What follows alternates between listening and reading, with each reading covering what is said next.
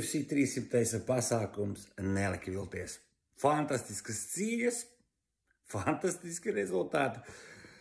Nu ko, žēl nedaudz man Džima Millera, UFC veterānu, kurš piedalījies gan 100., gan 200., un tagad arī 300. turnīrā.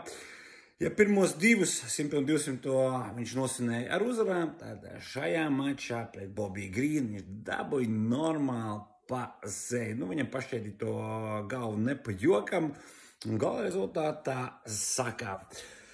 Vai Millers pamet sportu? Nu, es ceru, ka jā. Es ceru, ka viņš pamet sportu un pietiek viņam te ampelēties. Viņš visu pierādīs, kas bija jāpierāda.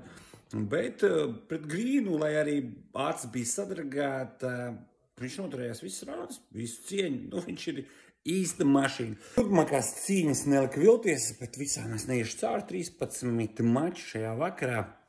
Tie, kas skatījās, tie ir lietas kursā, kas neskatījās, tad iesaku noskatīties atkārtojumā. Parunāsim par Kailas Harisons panākumu pār Holly Holmu.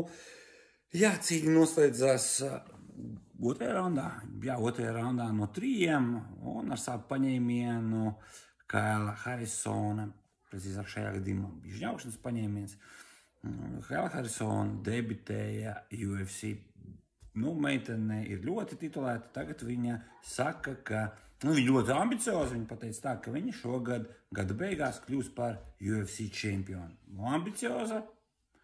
Nu, lai izdodas. Nedaudz žēl Holly Holm, kur ir palikta zem tanka bija. Bet, nu, Holly Holm arī ir tā meča, kur varēja izšaut, bet nu neizšāva. Aljamains Sterlings uzveica Kalvinu Kataru pēc punktiem. Tur cīkāk neko neteikšu. Interesanti, jā, žirī Prohāska uzveica Aleksandru Rakiču otrajā raundā ar tehnisko nakautu. Nu, interesanti cīņu. Tur vairāk vai mazāk likās, ka šāds rezultāts būs, bet neviens līdz galam nevarēja to zināt un nevarēja paredzēt, protams.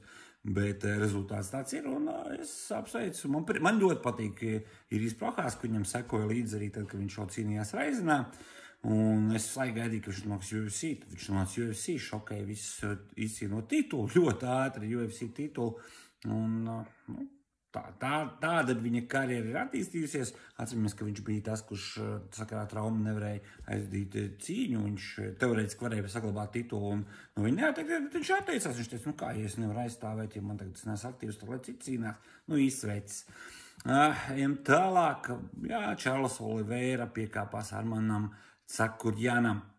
Cīņa ļoti līdzvērtīga, to arī rāda rezultāti. Dalīts tiesneša lēmums, respektīvi 2 bija nostājušies armēņu sportistu pusē, bet viens saskatīja Brazilu kā uzvarētāju. Ja cīņa bija tāda, kāda viņai bija jābūt, tad iznācienāt gan tur bija dažādi kuriozi, ja tā to var devēt.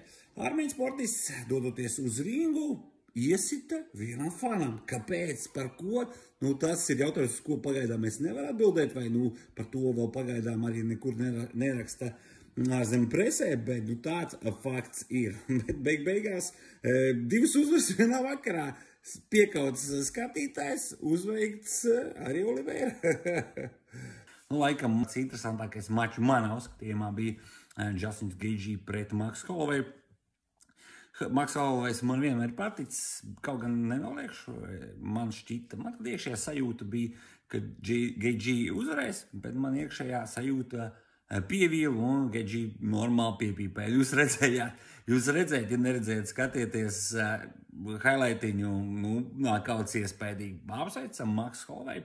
Kas būs tālāk? Nu, to rādīs laiks. Šobrīd arī šeit ir maziņš skandāliņš, parādījušies foto uzdevumi, kurā redzams, ka Maksu Holloway pat 2 reizi ir iebakstījis acīs Gaethje. Tā kā būs vēl sarunas, būs iespējams kaut kāds lemšanas.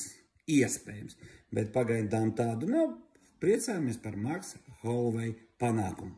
Savu komentāru par šo maču ir atstājis arī pašreizies UFC vieglā svara čempions Islams Makhačevs, kurš nosaucis gan vienu, gan otru sportistu par bezjēdzīgiem, kā arī to jostu, ko izcīnīja Maksu Holloway par bezjēdzīgu. Jo tā no čempionu josta, tā ir tāda, teiksim, suvenīru josta, un Makhačevs, protams, savus vārdus un savu titulu, savu posteni varēs mēģināt nosargāt pret Maksu Holloway, ar kur visticamāk kaut kad cīņā arī jānotiek. Ļoti ceru, ka tāda arī būs. Tāpatās rādīs laiks, ar ko tur nākamo cīnīsies pašreizējo UFC čempionu savā svaru divīzijā Veližanka, kuru vienbalsīgi pēc punktiem uzveic savu tautiegs Jānu un Jānu. Nu, un vakar galvenā cīņa, divi čempioni, viens bijušais, viens esošais, Jamal Hills pret Alex Pereira. Alex Pereira atriebās Hillam par savu treneru zaudējumu. Atceramies, Kovars Teixeira savulaik cīnījās ar Jamalu Hillu un zaudēja. Un Jamals Hills principā bija pēdējais sportists, ar ko Teixeira cīnījās. Un principā Hills viņu aizsūtīja pensijā. Un Pereira atriebās, neskatoties uz to, ka arī Dreiks lika prāvu summiņu $675,000 ASV uz Pereiras uzvaru. Kā zināms, eksistē šis Dreika lāsts, uz ko viņš liek, tas zaudē. Izskatās, ka lāsts vismaz uz īsu brītiņu ir lausts, un Alex Pereira to ir izdarījis. Jā. Kas tālāk ar Alex Pereira? Nu, es ļoti ceru, ka būs cīņa ar Iri Prohāsu. Vai tā cīņa būs vai nebūs. Rezultāti interesanti, bonus arī sadalīti, kā zināms, bija pamatīgi bonus. 300,000, viens bonus, un cik es saprotu, bonusos, ja man informācijas avoti ir patiesa, tad 2 bonus ir nopelnījis Maks Holloway, respektīvi papildu savai cietējai summai, savai pamatalgai, viņš nopelnījis vēl 600,000. Nu, superīgs pasākums priekš Maks Holloway. Nu, un, jā, pasākums bija fantastisks, gaidām nākamajā UFC turnīru.